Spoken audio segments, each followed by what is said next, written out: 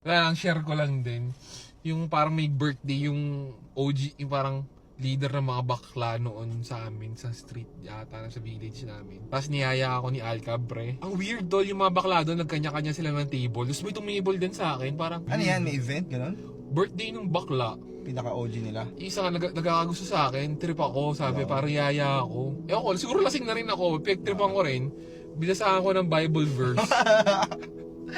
Ina mo. Saan mo nakuha yung verse? May Bible ka? Hindi ko. Hindi ko nga alam eh, parang, siguro, ano yun? Meron ka bang nakatatak sa utak mo ng verse? Meron siguro, tapos ko basahin yun, tol. Sabi niya, 一定按不按不那人都不一定有很 Baka ang intentions niya, sincere. Kumbaga parang, uy, baka pwede kong maging partner talaga to, jowa. Baka akala niya bading ka din.